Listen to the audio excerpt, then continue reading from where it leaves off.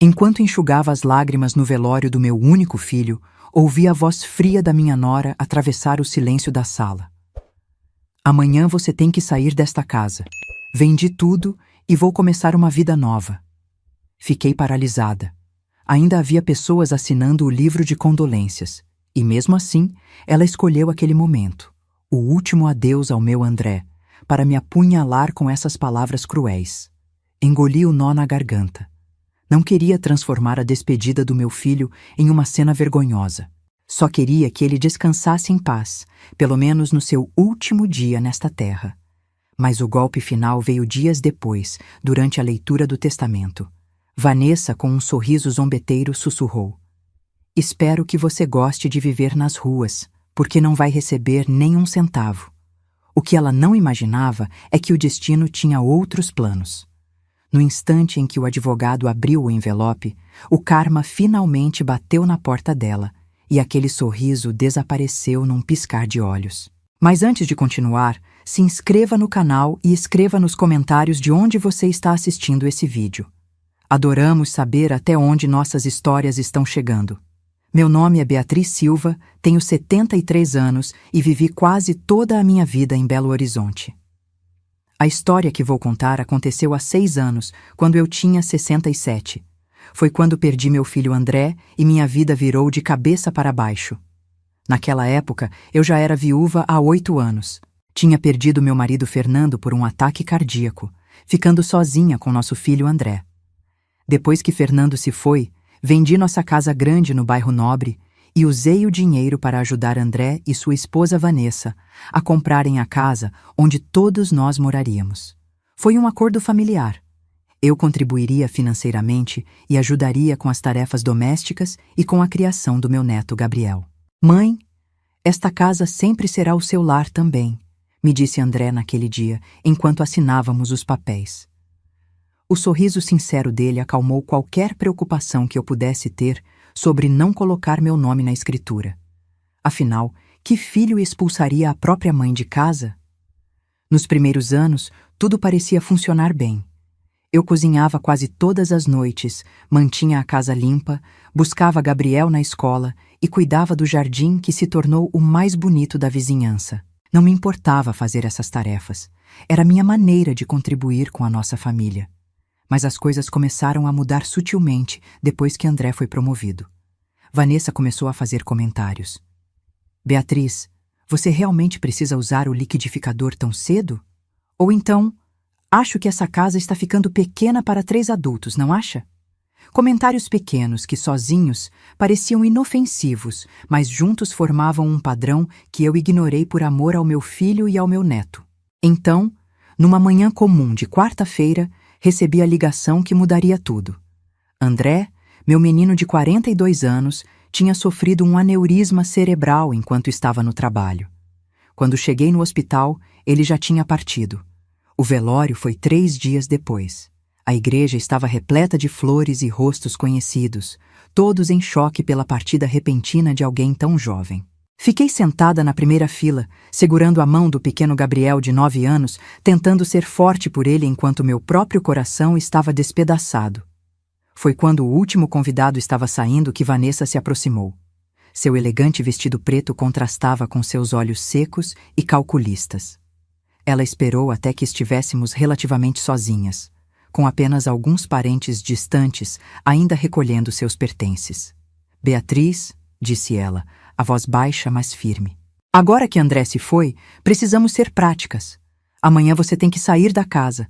Já tenho um comprador interessado e quero me mudar para o Rio de Janeiro com Gabriel." Fiquei paralisada. "Vanessa, acabamos de enterrar meu filho. Nosso filho. Como você pode pensar em vender a casa agora? E para onde você espera que eu vá?" O olhar dela era gelado. "Isso realmente não é problema meu, não é? A casa está no meu nome. Você deve ter economizado alguma coisa todos esses anos vivendo de graça." "De graça?" Minha voz falhou. "Eu dei R$ 180.000 para a entrada desta casa, sem contar tudo que faço diariamente, sem nenhum comprovante." "Foi um presente para o seu filho, não para mim." Ela interrompeu, dando de ombros. "E agora ele se foi." Antes que eu pudesse responder, Vanessa se afastou para falar com seu irmão Marcelo, que me lançou um olhar desagradável do outro lado da sala. Fiquei sentada com as mãos tremendo, incapaz de compreender a crueldade daquele momento. Naquela noite, sozinha no quarto que ocupava há 5 anos, não consegui dormir.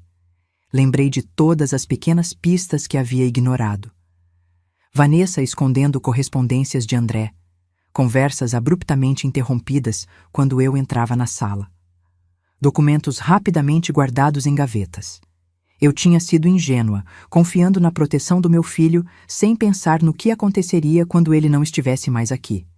Na manhã seguinte, Vanessa bateu na porta do meu quarto às 7h30. "Preciso que você saia antes do meio-dia", anunciou friamente. "O corretor de imóveis vem fotografar a casa à 1h da tarde. "Vanessa, por favor", supliquei. "Ajudei a pagar esta casa. Para onde você espera que eu vá tão rápido?" Ela suspirou impaciente.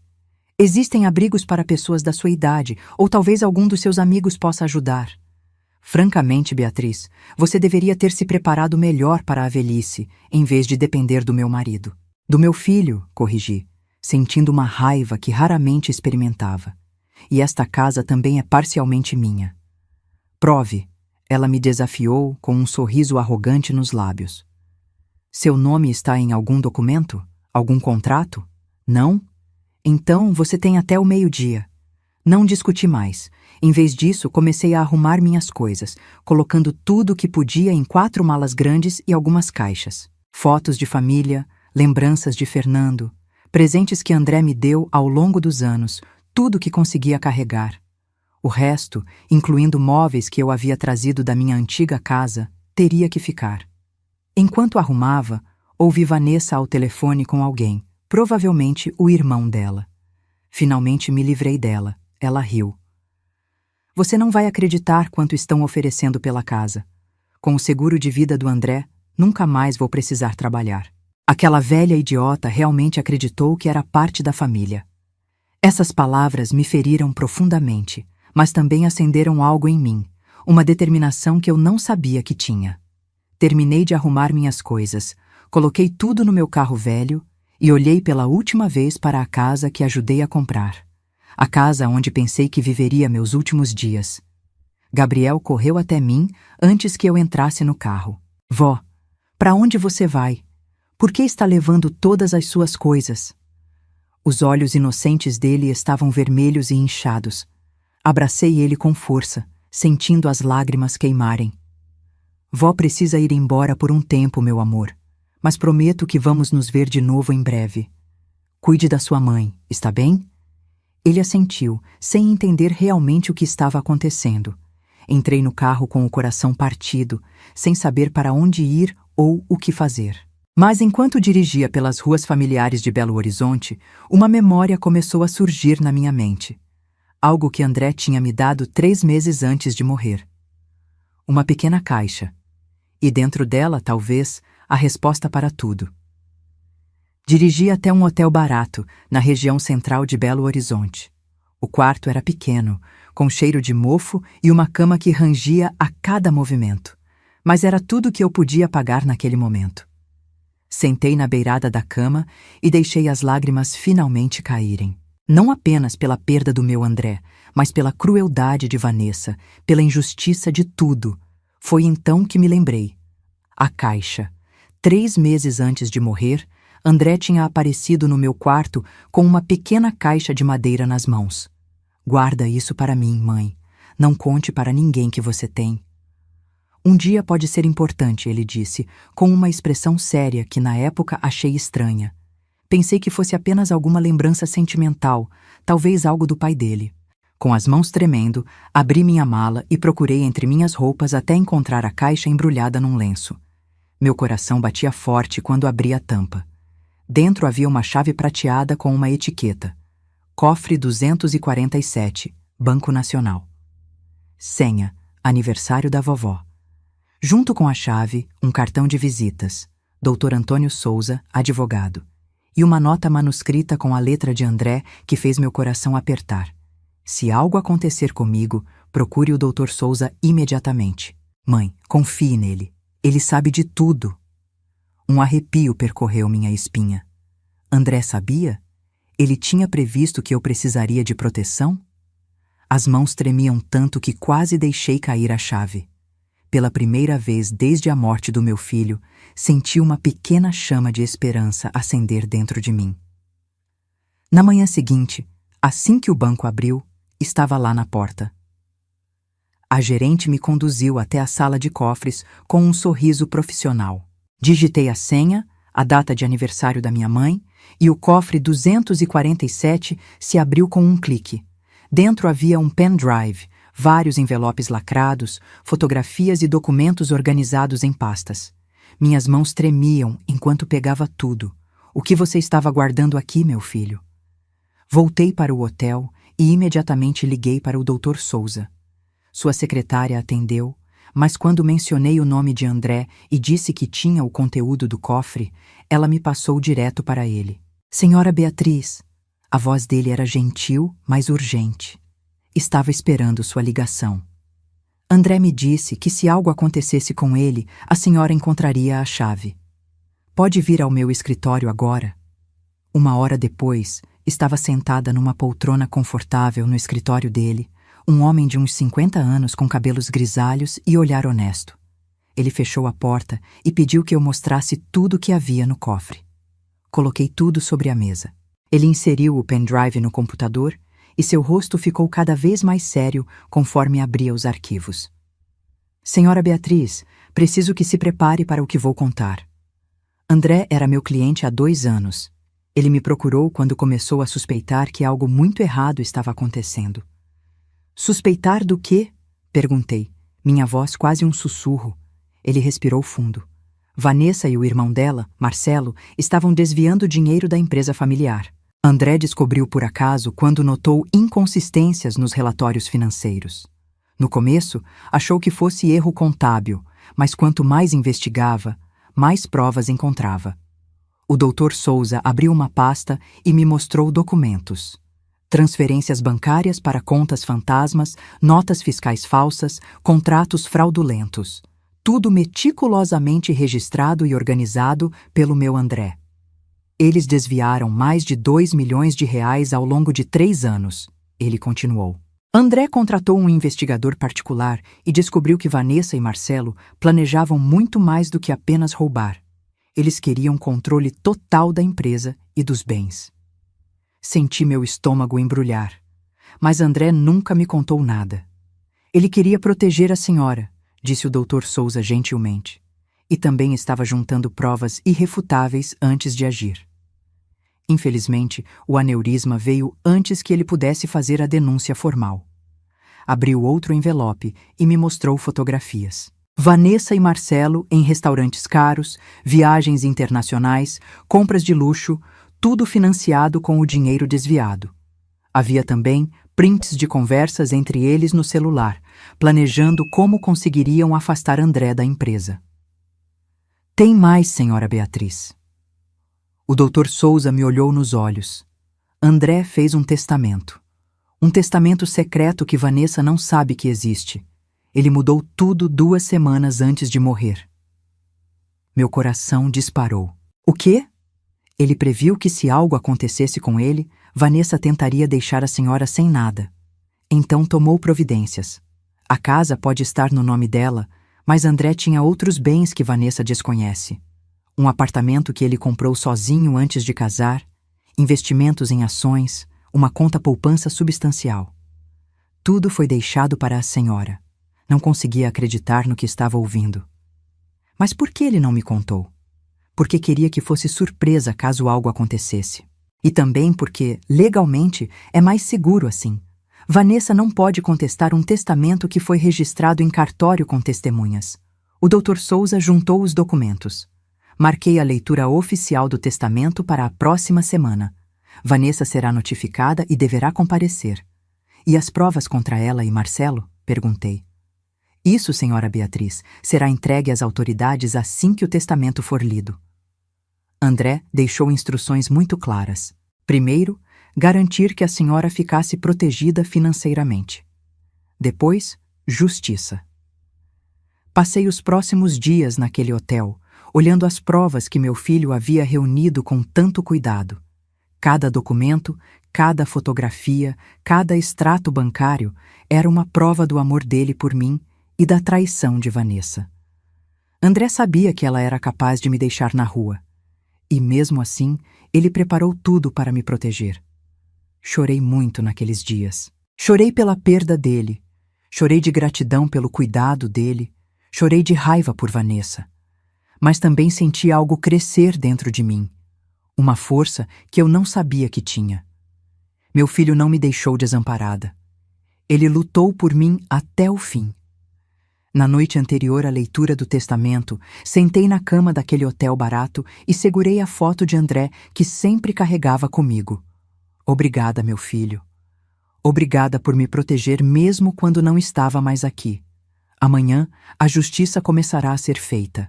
Mal podia imaginar que quando Vanessa ouvisse o que André deixou para mim, seu mundo inteiro desmoronaria.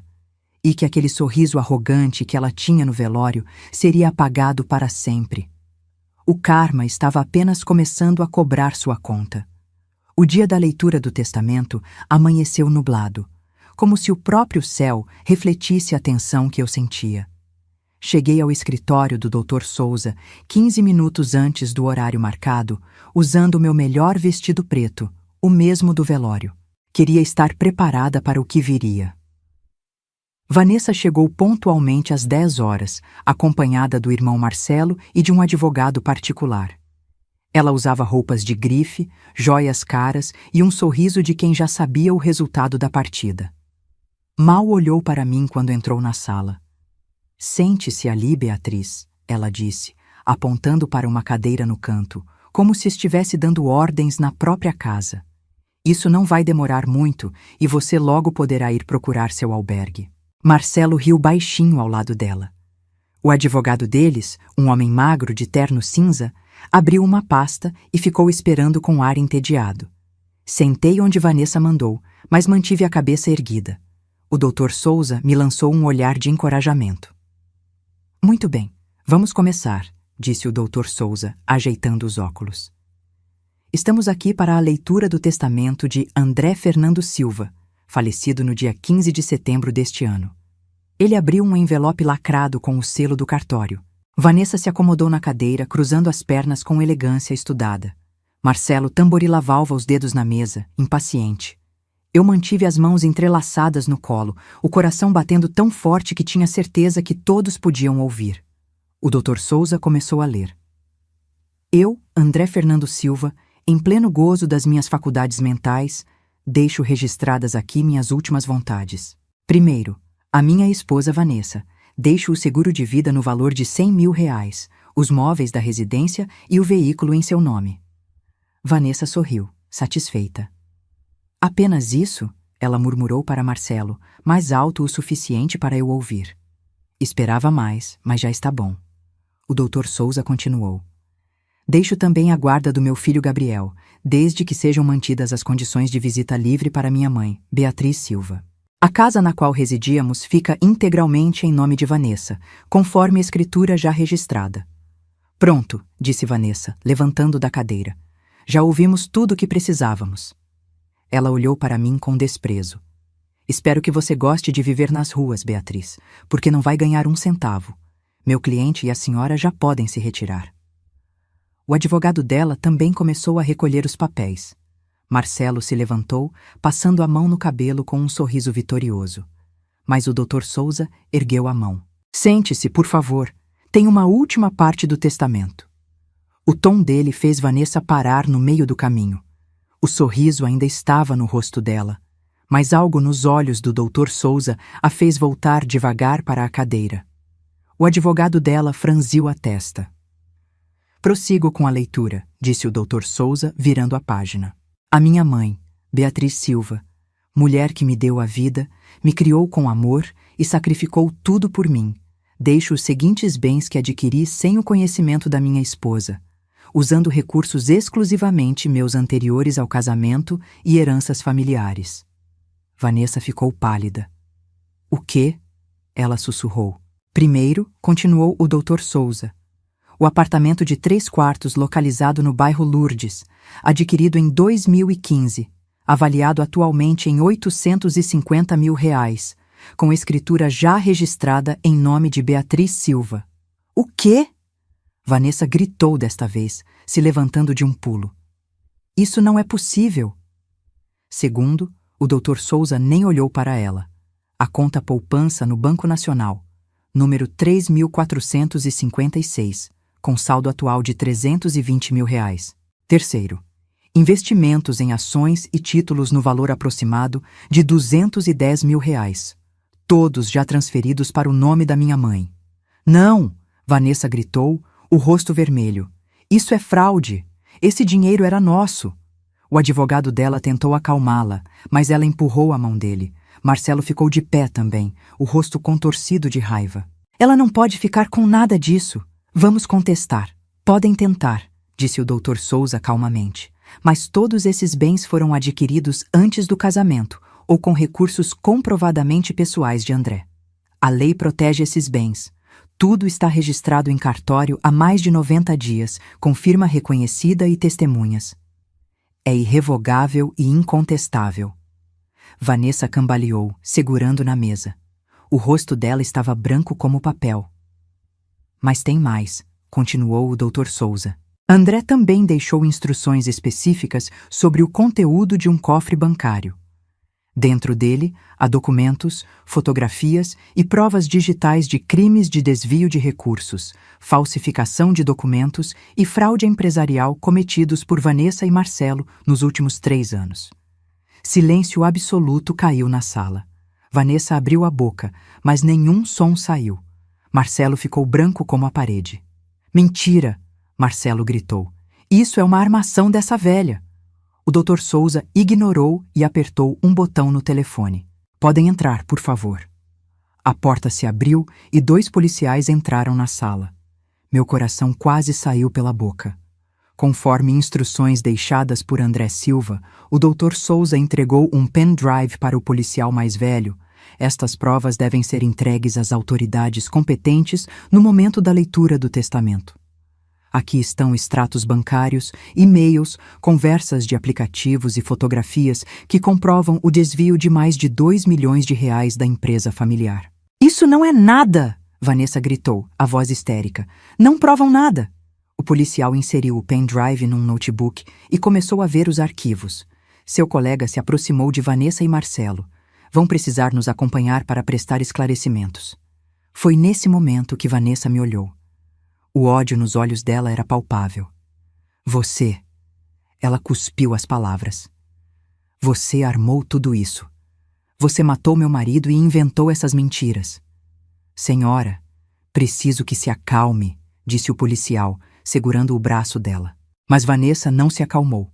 Ela avançou na minha direção, o rosto contorcido de fúria. Tudo era meu. Tudo. Aquela casa, aquele dinheiro, tudo. Você não passa de uma velha inútil que deveria estar morta em vez dele. O policial assegurou com mais força. Vanessa, precisamos ir agora. O advogado dela tentou falar algo, mas o policial já estava lendo os direitos dela. E foi nesse momento, quando a realidade finalmente caiu sobre ela, quando percebeu que tinha perdido tudo, que as pernas de Vanessa cederam. Ela desmaiou ali mesmo, caindo no chão com um baque surdo. O advogado dela se ajoelhou ao lado, pedindo água. Marcelo tentou sair pela porta, mas o outro policial o impediu. Senhor, o senhor também precisa nos acompanhar para interrogatório. Eu não fiz nada, Marcelo gritou. Foi tudo ela. Eu só ajudei porque ela me obrigou. O Dr. Souza olhou para mim. Senhora Beatriz, a senhora está bem? Assenti, sem conseguir falar. Estava tremendo da cabeça aos pés, mas não de medo. Era alívio, era justiça. Era a sensação de que meu filho, mesmo depois de partir, ainda estava me protegendo. Vanessa voltou a si alguns minutos depois, amparada pelo advogado. Seu rosto estava molhado de lágrimas, a maquiagem borrada. Ela me olhou uma última vez antes de ser levada pelos policiais, e naquele olhar não havia mais arrogância, apenas desespero. Quando a porta se fechou atrás deles, sentei pesadamente na cadeira. O Dr. Souza colocou um copo de água na minha frente. Acabou, senhora Beatriz. Agora começa sua nova vida. Olhei para o testamento ainda aberto sobre a mesa, para a letra do meu André registrada ali com tanto cuidado. Obrigada, meu filho, sussurrei. Obrigada por não me abandonar. A investigação policial avançou mais rápido do que eu imaginava. Em menos de 2 semanas, os investigadores tinham desvendado toda a teia de mentiras que Vanessa e Marcelo construíram. As provas que André reuniu eram tão detalhadas, tão organizadas, que os policiais me disseram que raramente viam um caso tão bem documentado. O delegado responsável me chamou para depor 3 dias após a leitura do testamento. Senhora Beatriz, ele disse, olhando para mim com respeito. Seu filho era um homem muito inteligente. Ele nos entregou o caso praticamente resolvido. Descobriram que Vanessa e Marcelo tinham desviado mais de 2 milhões de reais da empresa familiar ao longo de 3 anos. Criaram empresas fantasmas, falsificaram assinaturas, inventaram fornecedores que não existiam. Cada centavo foi meticulosamente rastreado pelas provas que André deixou. Mas o pior ainda estava por vir. Quando os peritos analisaram as conversas do celular de Marcelo, encontraram algo que fez meu sangue gelar. Mensagens entre ele e Vanessa, planejando como se livrar de André. Não era apenas roubo. Eles estavam arquitetando um plano para matá-lo. As mensagens eram de 2 meses antes da morte do meu filho. Marcelo escreveu: "Precisamos acelerar isso. Ele está descobrindo tudo."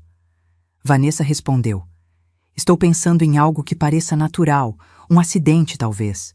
Quando li aquelas mensagens na delegacia, minhas pernas fraquejaram. O delegado me amparou. "Respire fundo, senhora.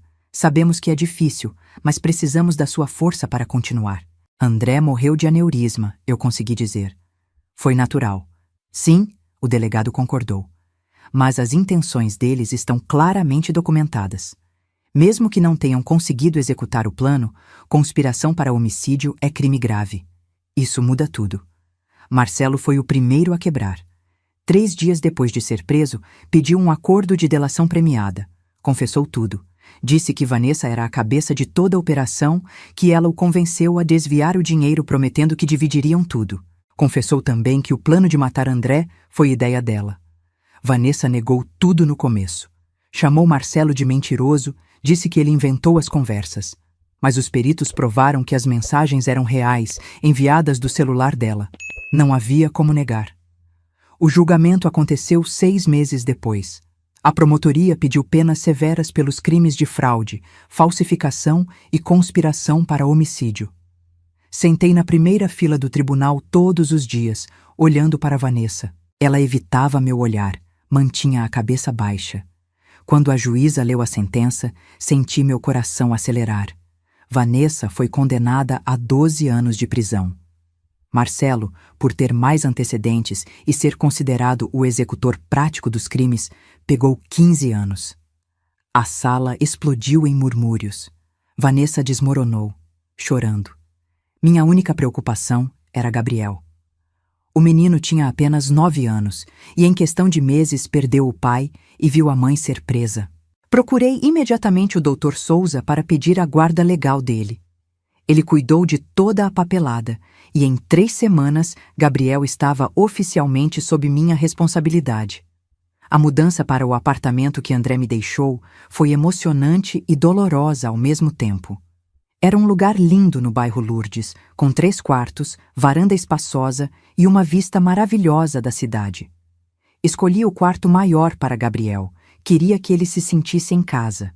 Mas o menino estava confuso e traumatizado. Nos primeiros dias, mal falava. Ficava sentado no quarto, olhando para o nada. À noite, eu ouvia ele chorando baixinho. Meu coração se partia cada vez que isso acontecia. "Vó", ele me perguntou uma noite, "por que a mamãe fez isso? Por que ela queria machucar o papai?" Não tinha respostas fáceis para dar. "Às vezes as pessoas fazem escolhas erradas, meu amor. Isso não significa que ela não te ama. Ela só perdeu o caminho." Matriculei Gabriel numa escola particular, perto do apartamento, e por recomendação da assistente social, comecei a levá-lo em sessões de terapia 2 vezes por semana. A psicóloga, doutora Fernanda, era uma mulher gentil que tinha experiência com crianças traumatizadas. Gabriel precisa processar tudo isso no tempo dele. Ela me explicou após a primeira sessão. Não force conversas, mas esteja disponível quando ele quiser falar. E cuide de você também, dona Beatriz. Você passou por muita coisa. 3 meses depois da prisão de Vanessa, Gabriel me pediu para visitar a mãe. Meu primeiro instinto foi dizer não, protegê-lo daquela dor. Mas a doutora Fernanda me aconselhou a permitir. Ele precisa dessa conexão, mesmo que seja difícil. Negar pode causar mais dano no futuro. A primeira visita foi supervisionada pela assistente social. Gabriel ficou quieto quase todo o tempo, respondendo com monossílabos às perguntas de Vanessa. Ela chorou muito, pediu desculpas repetidas vezes. Quando saímos, Gabriel segurou minha mão com força. Posso não vir na próxima vez, vó? Pode, meu amor. Você decide quando e se quer vir de novo. A vida no apartamento foi se ajeitando aos poucos. Criei uma rotina com Gabriel, preparava café da manhã, levava ele na escola, ajudava com lição de casa, assistíamos filmes à noite. Aos poucos, vi o menino voltando a sorrir. Foi num desses dias comuns, quando eu voltava do mercado carregando sacolas, que conheci Paulo. Ele morava no apartamento ao lado do nosso, um senhor de 70 anos, viúvo, com cabelos brancos e olhos gentis. Deixa eu ajudar com isso, ele disse, pegando 2 sacolas das minhas mãos. Você é nova no prédio, não é? Sou Paulo, seu vizinho. Beatriz, respondi, agradecida pela ajuda. Moro com meu neto. Ele carregou as sacolas até minha porta. Qualquer coisa que precisar é só bater na porta ao lado. Moro sozinho desde que minha esposa faleceu, há 2 anos. Às vezes, a solidão pesa. Havia algo na voz dele, uma tristeza que eu reconhecia. Obrigada, Paulo. Vou lembrar disso. Nos dias seguintes, comecei a encontrar Paulo com frequência. No elevador, na portaria, no pequeno jardim do prédio. Conversávamos sobre amenidades, sobre o bairro, sobre a vida. Ele tinha um jeito calmo de falar, um sorriso fácil que me deixava confortável. Uma tarde, ele bateu na minha porta com um pote de brigadeiro. Fiz demais e pensei que você e seu neto poderiam gostar. Gabriel adorou. Ele faz o melhor brigadeiro que já comi, vó, disse com a boca cheia. Dali em diante, Paulo se tornou presença constante em nossas vidas. Às vezes, tomávamos café juntos enquanto Gabriel estava na escola. Outras vezes, ele ajudava o menino com matemática, uma matéria que eu nunca dominei bem. Não era romance, era algo mais simples e profundo. Era companheirismo. Uma noite, sentados na varanda do meu apartamento enquanto Gabriel dormia, Paulo me perguntou: Beatriz, você já pensou que merece ser feliz de novo? Olhei para ele, surpresa. Passei tanto tempo cuidando de todo mundo que esqueci de pensar em mim. Ele sorriu. Então está na hora de começar a pensar. A vida continua, mesmo depois de tanta dor. Seu filho com certeza gostaria de ver você feliz. Talvez tenha razão, respondi, sentindo algo aquecer dentro do meu peito. Talvez esteja na hora de recomeçar de verdade. 6 anos se passaram, como um sopro e um século ao mesmo tempo. Gabriel agora tinha 15 anos e estava irreconhecível daquele menino traumatizado de 9. Cresceu tanto que precisei comprar roupas novas a cada 3 meses. Mas não era só a altura. Ele tinha o mesmo sorriso fácil de André, a mesma risada contagiante, até o jeito de passar a mão no cabelo quando estava nervoso era igual ao do pai. Às vezes, quando ele entrava na sala, meu coração dava um pulo. Por um segundo, via André ali, jovem de novo, cheio de vida. Então piscava e era Gabriel, meu neto, minha razão de continuar. Paulo se tornou parte essencial das nossas vidas. Não nos casamos, nem moramos juntos. Não precisávamos disso. Ele tinha o apartamento dele, eu tinha o meu, e nos encontrávamos todos os dias. Tomávamos café da manhã juntos, assistíamos novelas à noite, caminhávamos no parque aos domingos. Era um companheirismo tranquilo, sem cobranças, sem pressas. Exatamente o que eu precisava nessa fase da vida. Gabriel gostava de Paulo. Vó, ele é legal, disse uma vez. Não está tentando substituir o papai. Só quer estar com você. Isso é bom. As visitas de Gabriel à mãe diminuíram drasticamente ao longo dos anos. No começo, íamos uma vez por mês. Depois passou para a cada 2 meses. Agora, Gabriel só ia 2 vezes por ano, no aniversário dele e no Natal. Não forcei nada. Deixei que ele decidisse. Mas ele mantinha a correspondência com Vanessa. Cartas iam e vinham regularmente. Gabriel nunca me mostrou o conteúdo, e eu nunca pedi para ver. Era a relação dele com a mãe. Precisava respeitar isso.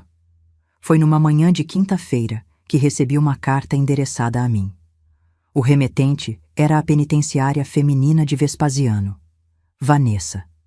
Meu primeiro instinto foi jogar fora sem abrir, mas algo me impediu. Sentei na varanda com uma xícara de café e, com as mãos tremendo, abri o envelope. A letra era caprichada, diferente da Vanessa que eu conhecia. Comecei a ler. Beatriz, a carta começava. Sei que não tenho o direito de pedir sua atenção, muito menos seu perdão. Passei os últimos 6 anos pensando em tudo que fiz, em todas as escolhas erradas que tomei. A prisão te dá muito tempo para pensar. Tempo demais, às vezes. Quero que saiba que assumo total responsabilidade pelos meus atos. Não vou culpar Marcelo. Não vou culpar as circunstâncias. Não vou inventar desculpas. Fui eu. Fui eu quem escolheu a ganância em vez da família. Fui eu quem traiu André. Fui eu quem planejou coisas terríveis. Meus olhos começaram a arder. Continuei lendo.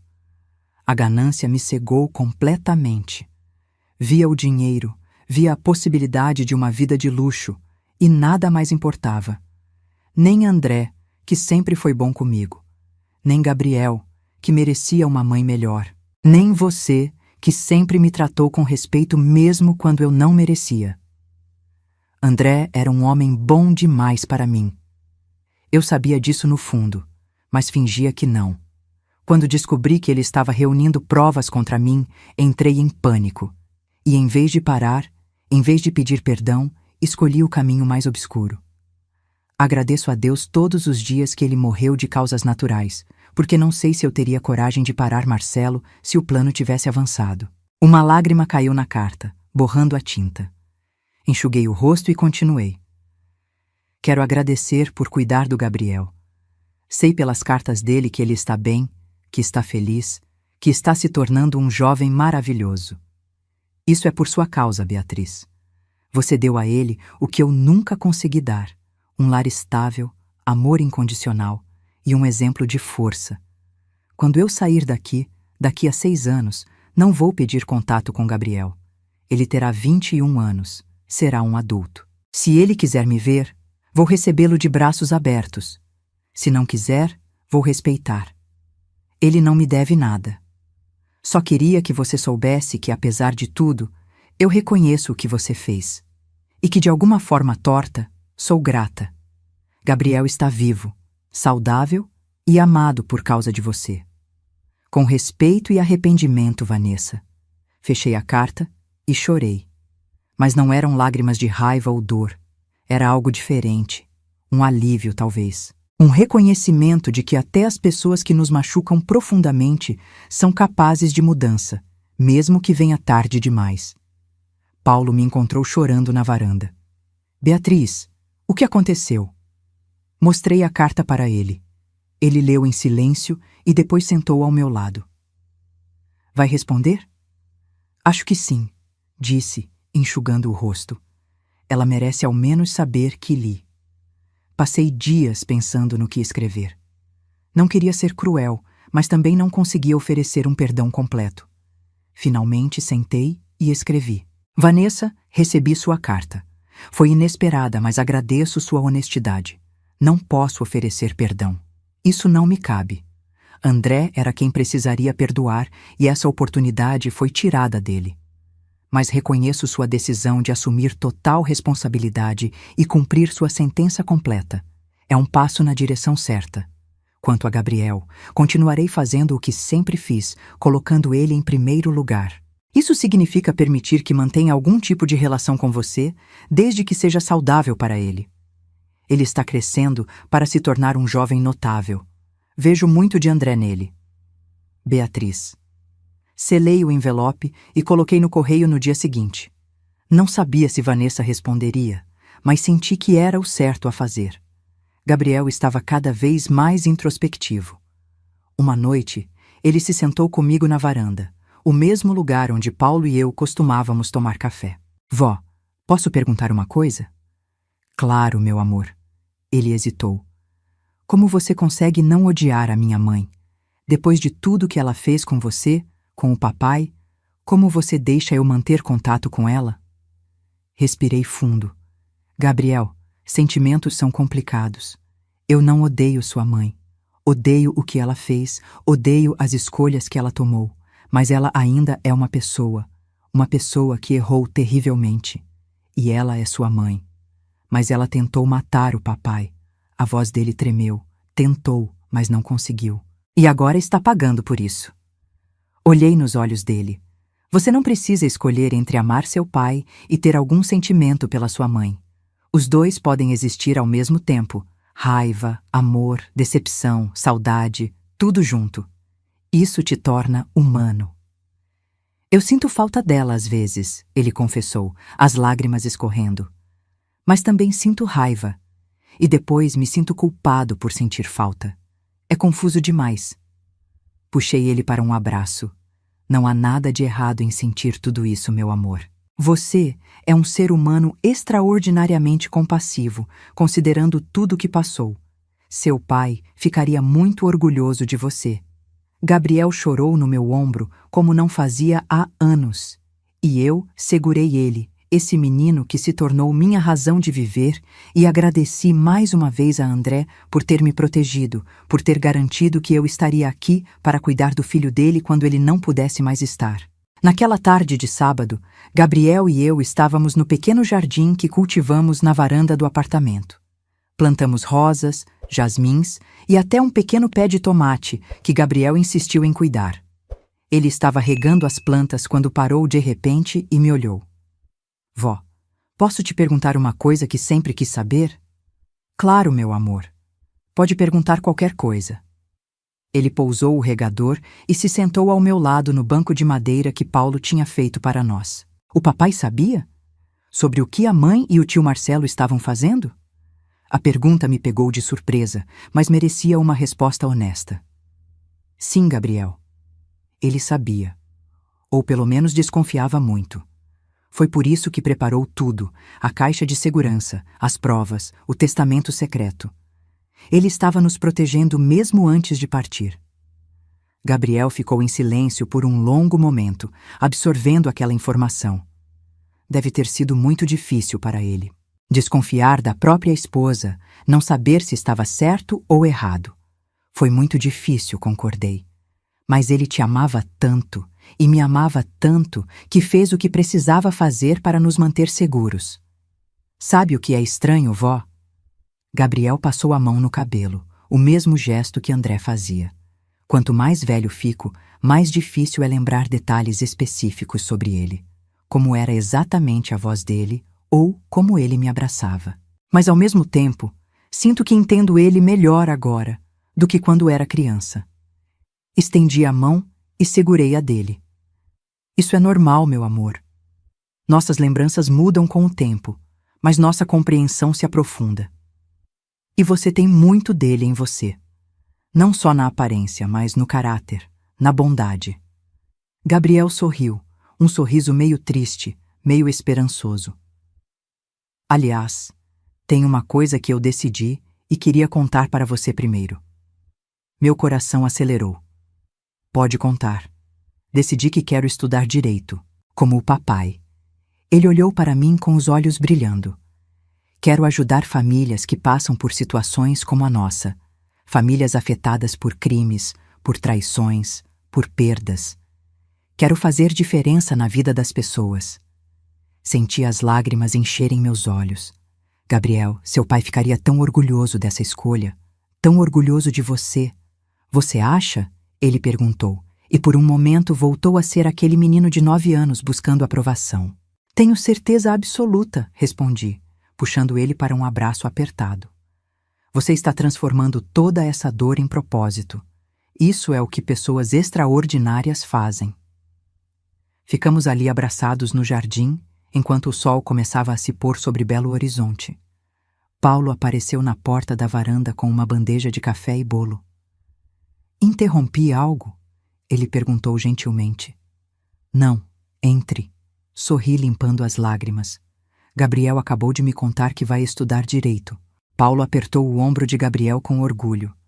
Seu avô e seu pai estariam muito felizes. E eu também estou. Naquela noite, depois que Gabriel foi dormir e Paulo voltou para o apartamento dele, sentei sozinha na varanda, olhando as estrelas. Fiz 73 anos na semana anterior. 74 anos de uma vida que teve de tudo. Perdi Fernando, o amor da minha juventude, aquele que construiu uma vida comigo. Perdi André, meu único filho, meu menino, tirado cedo demais deste mundo. Enfrentei traições que jamais imaginei ser capaz de sobreviver. Fui expulsada da minha própria casa, humilhada, chamada de inútil. Mas também encontrei força onde não sabia que existia. Encontrei justiça quando tudo parecia perdido. Encontrei um recomeço em Paulo, não um grande amor de cinema, mas um companheirismo genuíno e profundo que aquece meus dias. E vi Gabriel crescer, prosperar, transformar-se num jovem que faz meu coração transbordar de orgulho. Aprendi que resiliência não é sobre não cair. É sobre levantar toda vez que a vida te derruba. É sobre continuar caminhando, mesmo quando parece que não há caminho à frente. Olhei para o céu e sussurrei. André, meu filho, olha o homem em que Gabriel está se tornando. Olha como ele está transformando a dor em propósito, como está encontrando seu caminho, mesmo depois de tanta escuridão. Você o preparou bem para isso, mesmo no pouco tempo que teve com ele. Em algum lugar, imaginei André sorrindo. Aquele sorriso gentil que Gabriel herdou. Não porque acreditasse que ele pudesse realmente me ouvir, mas porque manter sua memória viva daquela forma me dava força para continuar. A vida raramente segue o caminho que planejamos. Às vezes nos leva por trilhas escuras e tortuosas, através de tempestades que parecem intermináveis. Perdemos pessoas que amamos, enfrentamos traições que nos partem ao meio, passamos por momentos em que achamos que não vamos conseguir dar o próximo passo. Mas mesmo nas circunstâncias mais sombrias, mesmo quando perdemos aqueles que mais amamos, sempre existe a possibilidade de encontrar luz novamente. Basta ter coragem de continuar caminhando. Basta acreditar que o próximo amanhecer pode trazer esperança. André me ensinou isso com seu último ato de amor. Aquela chave prateada, aquelas provas cuidadosamente reunidas, aquele testamento que me protegeu. Ele sabia que eu encontraria uma força que nem suspeitava possuir. Ele sabia que, mesmo quando tudo parecesse perdido, ainda haveria um caminho pela frente. E ele estava certo. Hoje, olho para Gabriel e vejo o futuro. Vejo um jovem que vai fazer diferença no mundo, que vai ajudar outras famílias a encontrarem justiça como nós encontramos. Vejo o legado de André continuando, não apenas em mim, mas na próxima geração. Olho para Paulo e vejo que o amor pode ter muitas formas. Não precisa ser fogo e paixão. Pode ser tranquilidade, companheirismo, café da manhã compartilhado, e mãos dadas enquanto assistimos o pôr do sol. E olho para mim mesma, aos 74 anos, e vejo uma mulher que sobreviveu, que mais do que sobreviver, encontrou uma forma de florescer novamente. As cicatrizes estão lá, sempre estarão, mas elas me lembram de onde vim, do que superei, da força que carreguei quando nem sabia que era forte. Então, se você está passando por algo difícil agora, se alguém te traiu, se perdeu algo ou alguém importante, se acha que não vai conseguir continuar, deixa eu te dizer uma coisa. Você vai.